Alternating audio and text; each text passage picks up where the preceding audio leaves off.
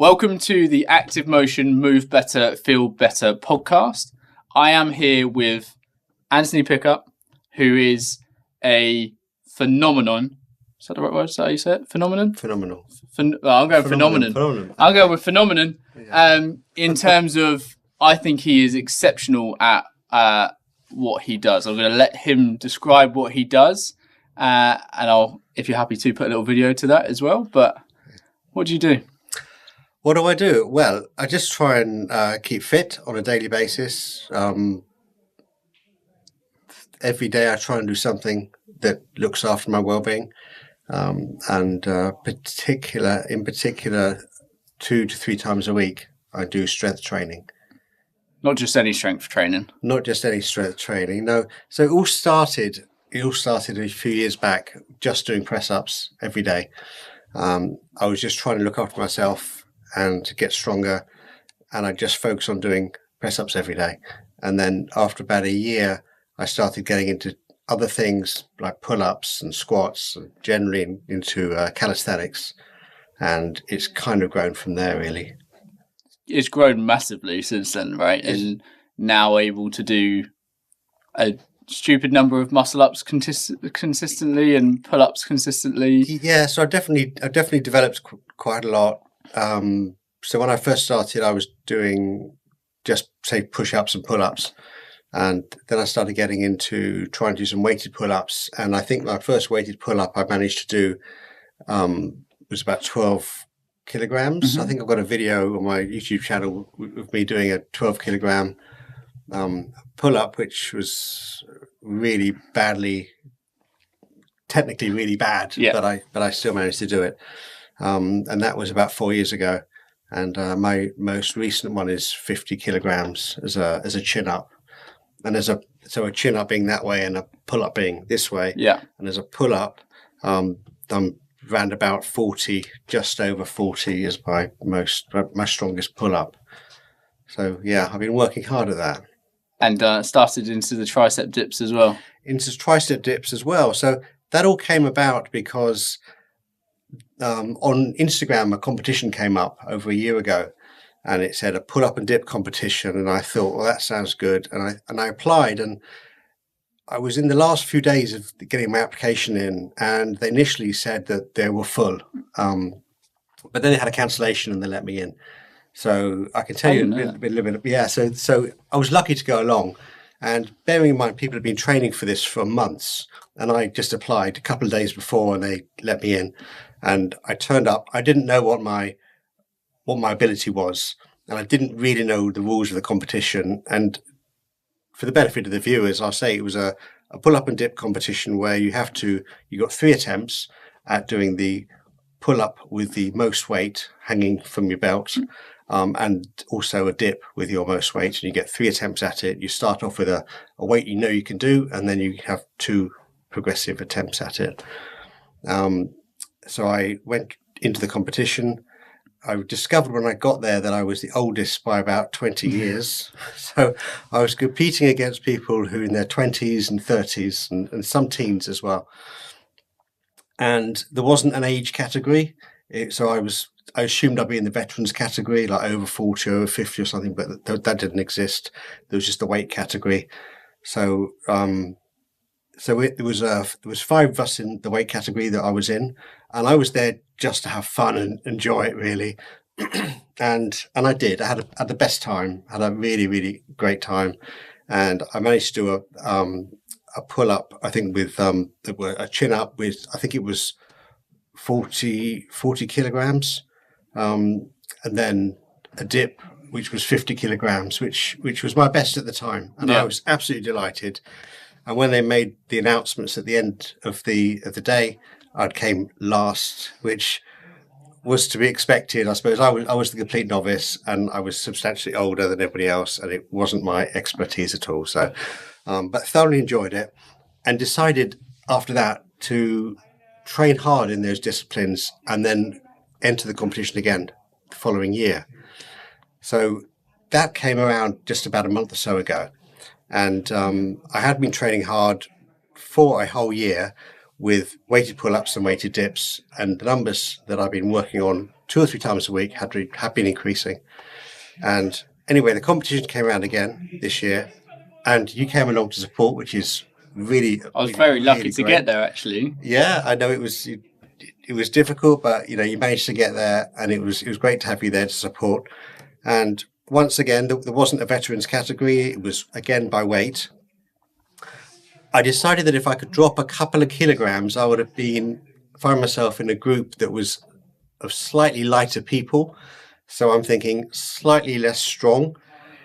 I don't know if it actually worked in my favor or not, but I came in at 79 kilograms at the weigh-in, and I was in a different category to the previous year. And again, there was 5 competitors in my weight bracket. And on the day, I managed to do a 75 kilogram dip, which is more than my body weight by 10 kilograms, just to put it in perspective. And a 50 kilogram pull up as well, or chin up. So that was my best performance on those exercises. And then came the award ceremony at the end, and I thought I just don't want to come last, because I came last year. Just one better than that would be great. But I was being realistic as well. And when they called out 5th place, it wasn't me, so I was totally stoked. I was over the moon at that. And then when they called out 4th place, that still wasn't me. And I'm, as you saw, I got 3rd place.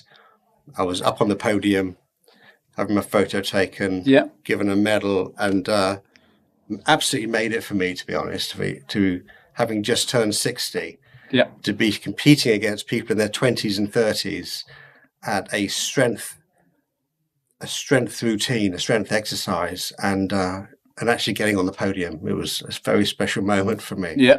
No, it was amazing. And I've had the pleasure of watching your journey through that. I've been part of the journey to some description. I remember trying to do muscle ups on a pole that wasn't really designed to do muscle ups.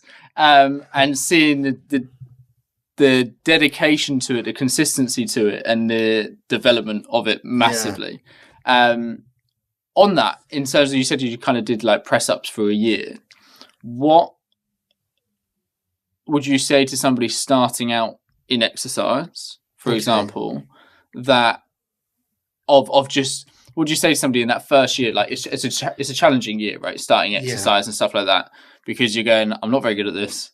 Yeah. It's painful. It's whatever. What would you say to somebody to just get them through that initial difficult period? Well, from my own experience, when I first started doing press-ups, I never even thought about doing pull-ups and chin-ups and muscle-ups and competitions. That was never part of my thought process at all. I was just thinking, I'm just going to do some push-ups and try and keep it consistent. So my advice would be, anybody that is thinking of starting any fitness routine is just keep it consistently.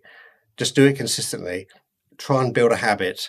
And, if you want to start off with doing something like press-ups and just think, well, I'll do it 5 days a week. And you don't have to do loads. Just do something 5 days a week and just make sure you do that. And then as time goes by, you can gradually increase it slowly and slowly. But for me, it was all about building the habit. Mm-hmm. So now I do weighted exercises at least twice a week, and I try and do maybe another 1 or 2 days of doing body weight exercises.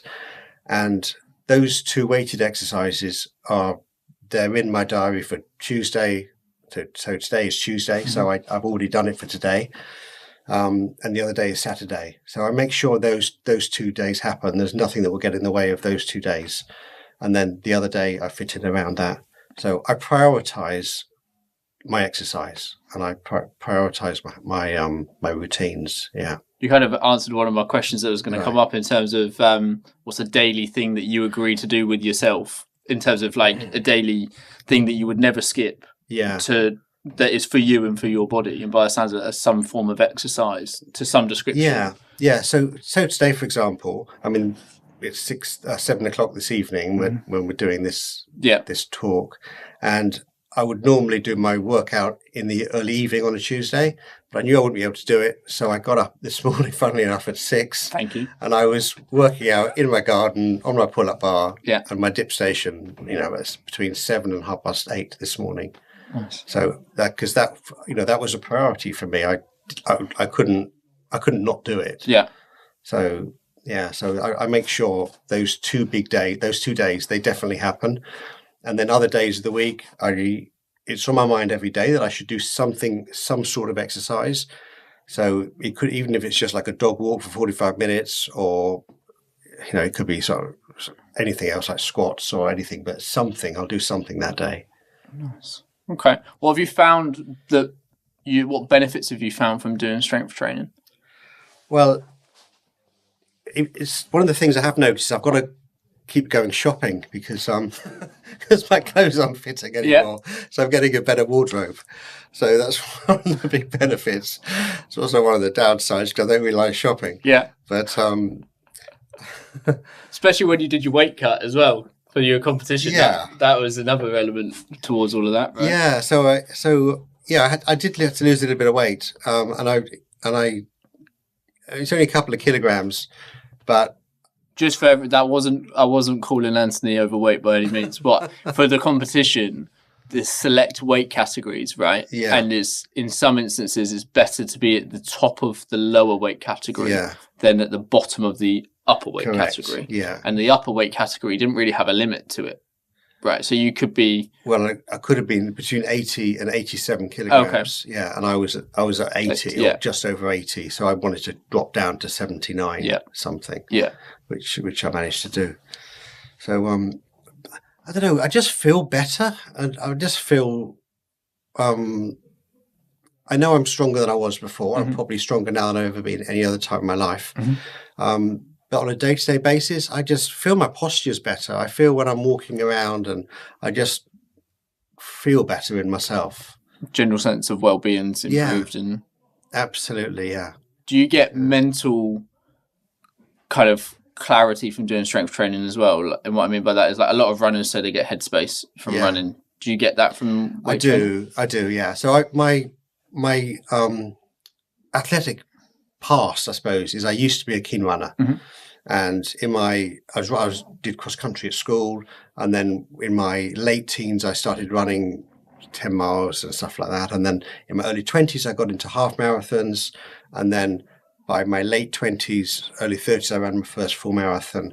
And then in my 30s and 40s and into my 30s and 40s towards my late 40s, I was actually running full-length marathons. And sorry, I've forgotten this. Oh, the headspace question. Yeah. So there's a lot of headspace in that, and you get a lot of endorphins kick in, and it's escapism, and doesn't matter what's going on in the world and what problems you have in life, if you just go for a run through the countryside or through the Welsh mountains or something, everything feels better. It's just brilliant. Yeah. And when I'm working out in the garden at 7:30 in the morning and doing my weighted dips or my weighted pull-ups or squats or something, then I do really focus on what I'm doing, and it's not an easy workout. So, when I finish it, I'm out of breath. I'm actually pretty knackered. So I have to put in a lot of mental effort in what I'm doing as well. Mm-hmm. So everything else that's going on later on in the day hasn't kicked in yet, and I'll deal with that later. But there's a lot of stuff thrown around in terms of, like, people say that they do their exercise first and find it's the hardest thing of their day, get it out of the way, and then the rest of their challenges of the day come in more easily. Do you agree with that? Do you find that? Or possibly. I mean, I can understand that if it's good to get it out of the way early. However, most of my workouts, so my Saturday workout is normally like mid-morning. I'll start it. So I don't rush to get to the gym first thing in the morning. It's a bit quieter if you go later Slightly later, yeah. Or if I'm working out at home, instead of going to the gym, I'll do the same at home. I don't rush to get it started. I actually enjoy it. Mm-hmm. So, I'm not in a rush to get it done and get it out of the way. So it's for you, it's not a bane on your life for doing it, if that makes sense. No. A lot of people I go to the gym because I feel like I have to go to the gym, so I get the hard bit out of the way and do it first. Yours is actually you thoroughly enjoy what you do as well. I actually enjoy it. I'm actually really enjoying it. Which makes it 1,000 times easier to get that commitment to it as well, right?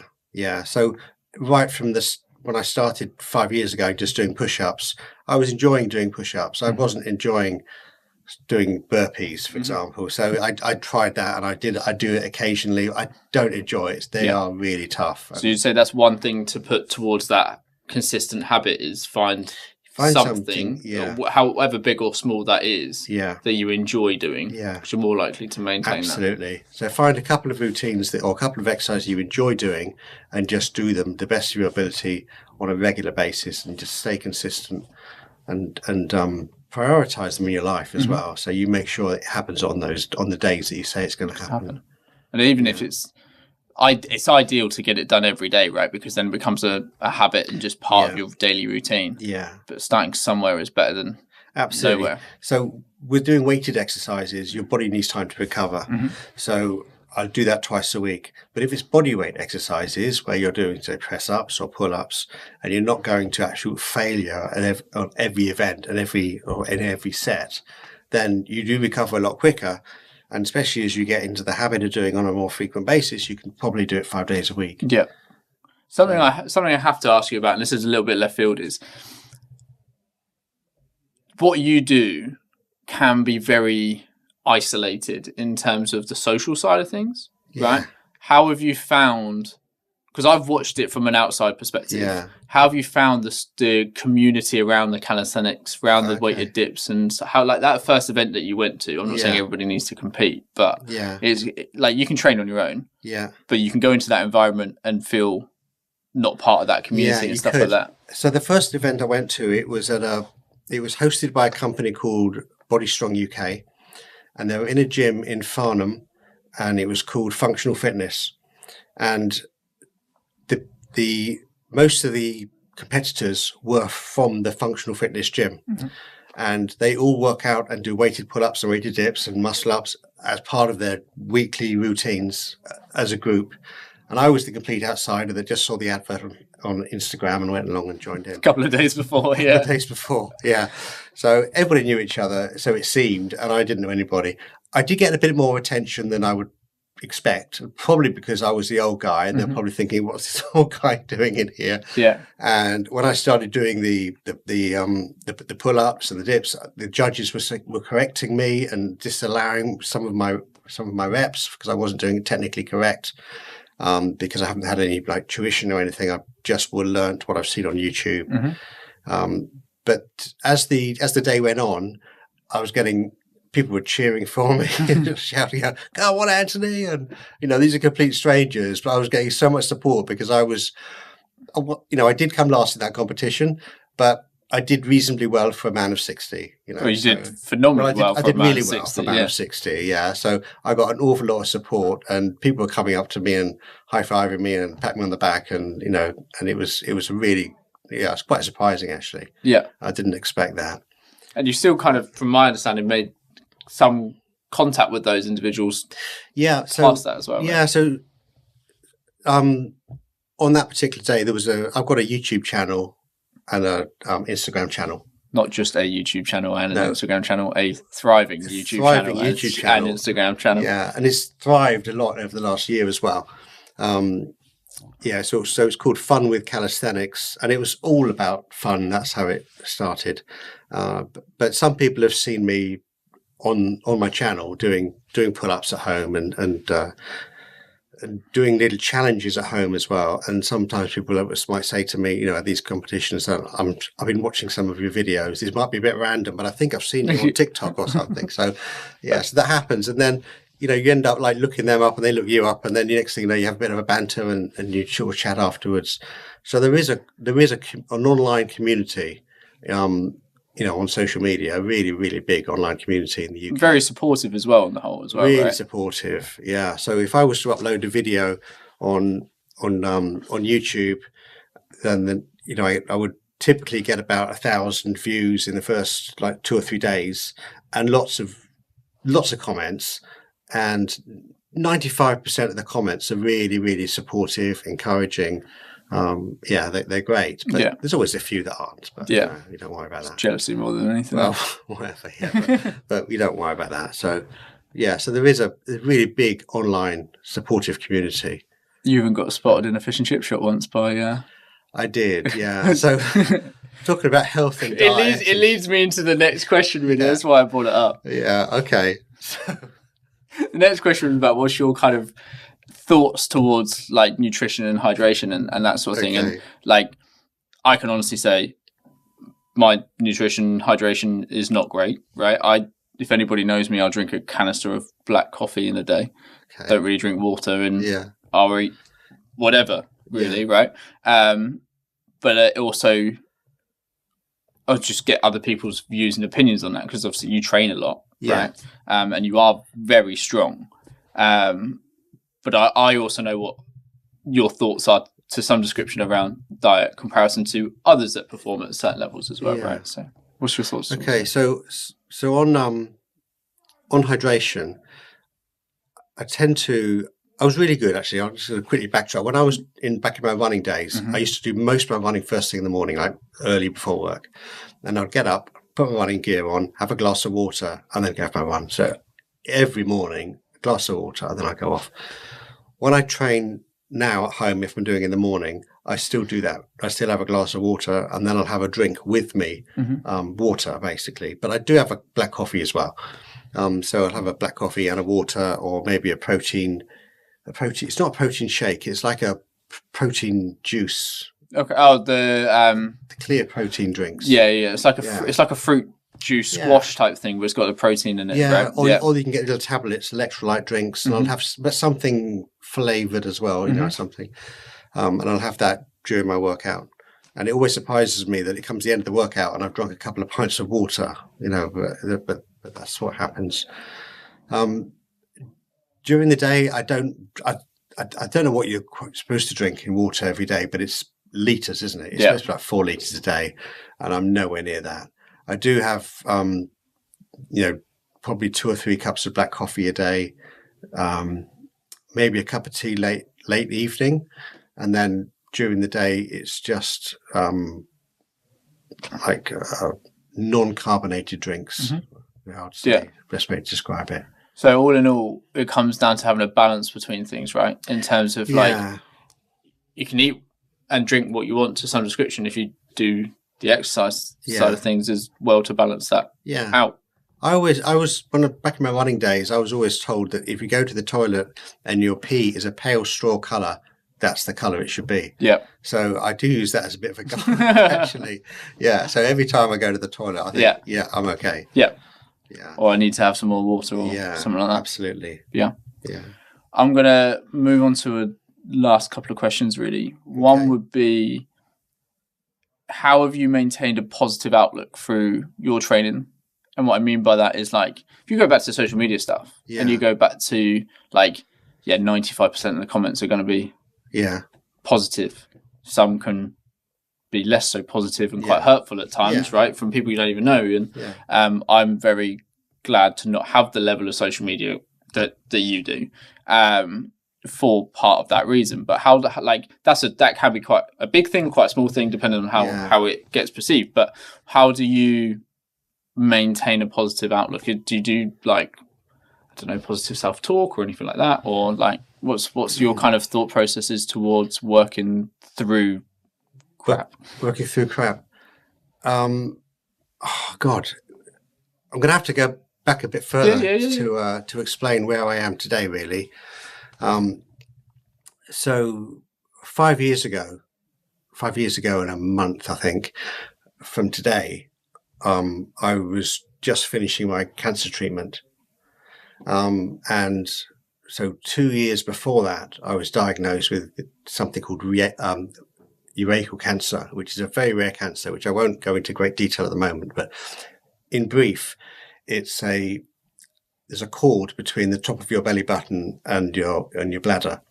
And when you're born, that becomes a thread and isn't used. And very occasionally, that doesn't go to become a thread, and it's possible to get cancer in that tube.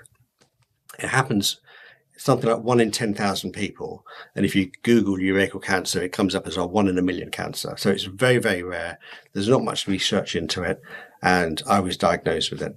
And to cut a long story short, I was very, very lucky in getting the right treatment after taking a second opinion and and say from 5 years ago now, that is since I've been told that there is no active cancer. When I was told I did have the cancer, I was very quickly presented or given an oncologist who asked me if I had a bucket list and said, I suggest you write one and start knocking some things off the list. And yeah, it was quite shocking to realize that, my life expectancy was short. It was something like 18 months. And really, that was really, really life-changing. I was doing push-ups just before then, but everything changed. Anyway, we'll skip on a bit. So 5 years ago, I was told that there was no more active cancer. Mm-hmm. And I was determined at that point that I would really up my game. And I will make sure that if it was to return, then I'll be in the best possible shape I can be to fight it. And it may be not cancer. It could be anything. It could be, we all have problems as we get older. And I just decided that I've been given a second chance, and I was going to treat my body seriously and make sure that I'm in the best shape I can be for whatever comes next. Mm-hmm. And that motivates me. And it's probably, so I get a bit emotional when I think about it, but I think I'm just driven because of that. And that's a huge, huge motivator for me. So, I suppose in some ways I should be grateful that I had that real kick up the backside, because it's changed my life. So you've turned a real negative into your drive to be a positive change. Really positive now, yeah. And I don't think, I've got to have another workout. Mm-hmm. I think I want to have another workout because I need to do this. Yeah. Because you don't know what's coming around the corner. Yeah. I think a lot can be taken away from that, and a lot can be. I was having this conversation today with a patient in terms of it's only when, and this isn't a criticism by any means, but as a general population of people in the UK, it's only when shit hits the fan do we actually ever look at doing something or changing something. And sometimes it's because the pain of, like, if we think of the everyday life, the pain of change of that is the initial pain of change is perceived as not worth the reward. Yeah.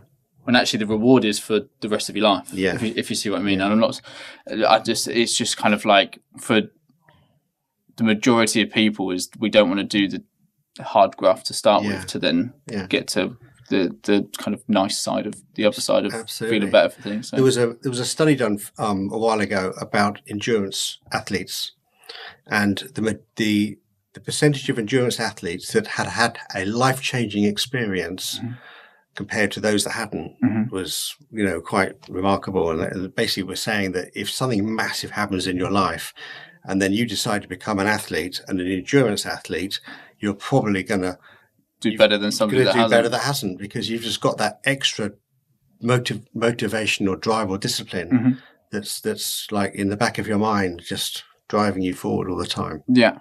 So I'm going to think of it as a gift. I had that gift in a way of having something that, wake up in the morning, I think I'm going to do my routine today. Yeah. Do you take that into other kind of adversities in terms of like trying to flip things into a positive now? Yeah, I suppose I do. Yeah. I mean, I do. I am grateful for, when you go for a walk on the beach and you think, oh, this is lovely, and it's a beautiful day and you're with the family and the sun's shining and you're really enjoying it. I mean, everybody does that. Yeah. But then I get that thought, I think, I shouldn't be here now. So this is extra time that I shouldn't have had. The oncologist back in the day was talking about my bucket list, and I won't be seeing you in 18 months. It won't be like this. So the fact that I'm now 5 years cancer free, I do feel. It's just quietly to myself, I sort of give myself a little pat on the back and a little smirk and think, "Come on, you're still here." You deserve more than a pat on the back and more than a smirk. Let me tell you. What is your relationship with sleep like? Sleep. Well, I used to sleep for about 7 hours a night I used to go to bed very quickly, be asleep, and sleep right through 7 hours, 8 easily. Over the last few years, and I don't know if this is a result of the cancer treatment, I'm not sure, but around about that time, my sleep changed dramatically, and I'm now sleeping about 6 hours a night. I sleep well for 6 hours, but I normally wake up, if I go to sleep at say 11, by about 5, I'm wide awake, ready to get up. But you feel rested and I feel rested and good to go. Because I've come across the concept, and I was speaking about this a little bit earlier. It's like, I feel groggy if I wake up and then try and get more sleep and go back to sleep. I feel worse for doing it. I still fight myself every time and end up going back to sleep because I don't want to get up at 5 o'clock in the morning. But there's a research out there of actually your body has told you to wake up and get going and not to fight that. So it's interesting how do you have a routine before you go to bed? Do you do anything from that? No, but I'll tell you what I do now that I didn't used to do in my earlier life, in my 20s and 30s.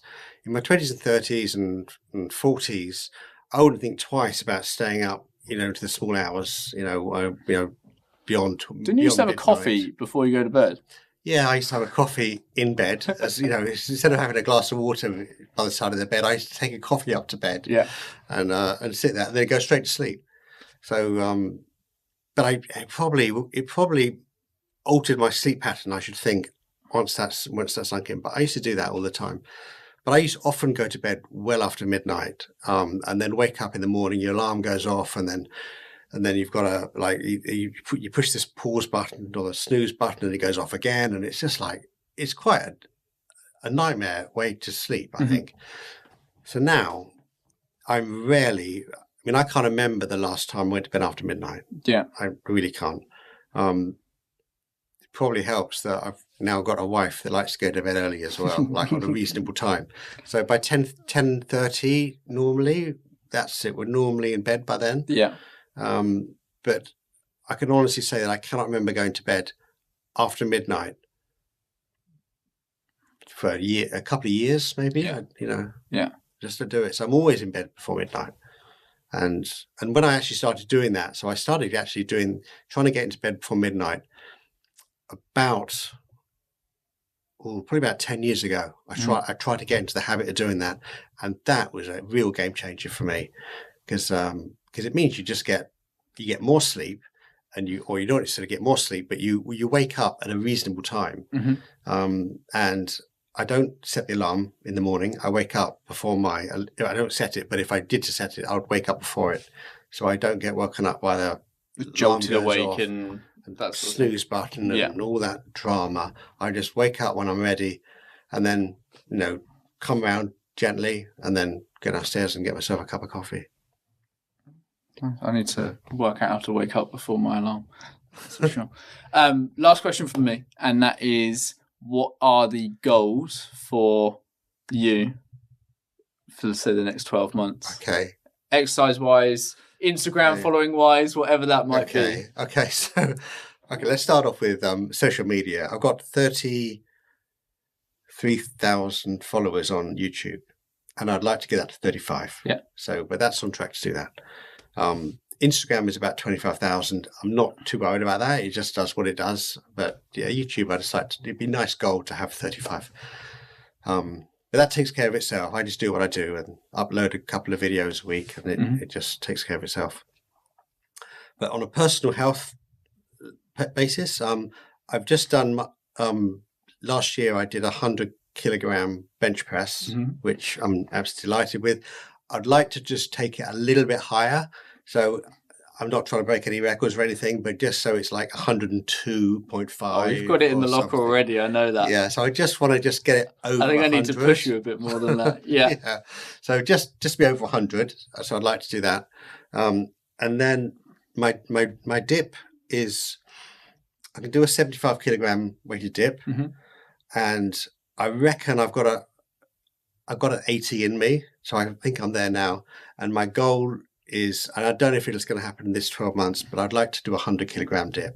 I I think that will be the extreme level of what I am physically going to be capable of. And it may not happen this year, but I like to think it'll happen by the end of next year. Yeah. So that's kind of a goal. Muscle ups, that's something I'm really working on, trying to improve it. Some people say I've got a strict muscle up, but I think it needs to be better quality and a better form before it be classed as strict. You want no doubt behind it, I want no doubt behind it. So I'd want to be no momentum generated from swinging my legs. I want to be able to do what I class as a strict muscle up. I'm well on my way to it, but I just need to work out a bit more practice with that. Yeah. And then pull-ups. I'd like to, so my chin up is 50 kilograms. I'd like to take that a little bit higher, but I'm not too worried. I'd like to really work on, increasing my pull-up. So my pull-up best is 40 kilograms. I'd like to get that, and it's not going to happen this year. I reckon I could probably get to 45 this year. Yeah. If I could do that, that'd be really, really good. I'd be happy with that. And then maybe 50 next year. So still nuts numbers. It really is nuts numbers. But hats off to you, because it's incredible. I don't know.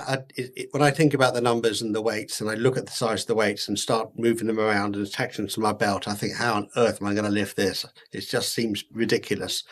But it works, and it only works because I put in those sessions religiously twice a week, and I push myself twice a week. And it's the other days as well, though, right? Which is the non-weighted pull-ups that you do, or like that, and it's just that consistency of training over time, right? And that's being consistent. And I remember when, like I say, with the muscle up that we were trying to do, and like where we were, like, I can't do a muscle up to save my life at this moment in time, but I remember going through that training part, and where it was, if you were to look, if you were able to see the journey when we were there, and go, you're going to be able to do this one day, we're going, absolutely not. Yeah, like so that's so far away. Yeah, so when we first started doing muscle ups, you think where we are, where I've got to now compared to where I was at the beginning.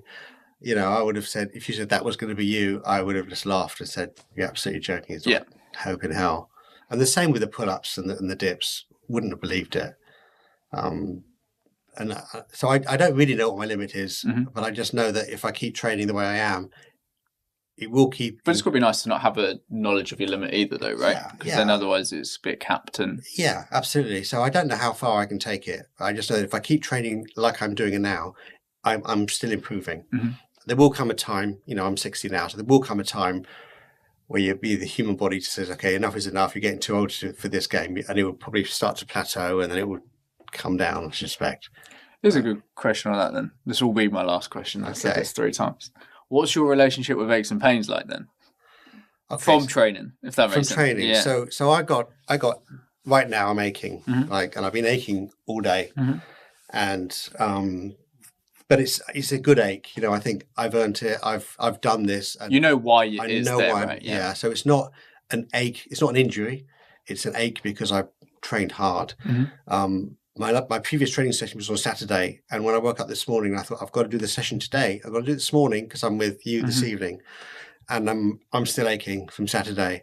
And part of me thought, well, maybe I'll do it Wednesday instead of Tuesday. Then I thought, no, just go and do it and get through it. So it wasn't the most enjoyable session this morning because I was already feeling a bit rough before I started, but just did it anyway.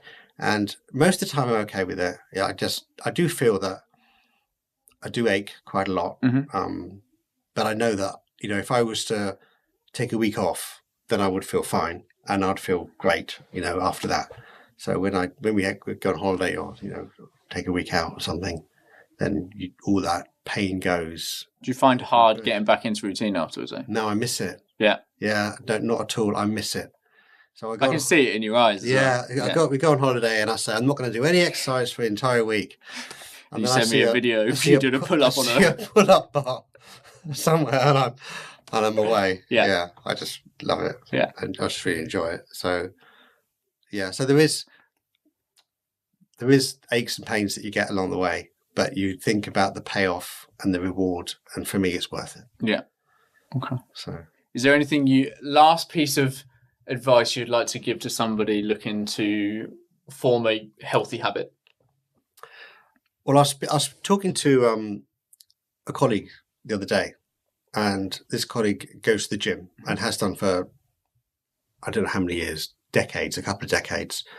And her advice was find an exercise you like and just stick with that and then build on that. But find something you like, otherwise you won't stick at it. Yeah, which is exactly what I've done.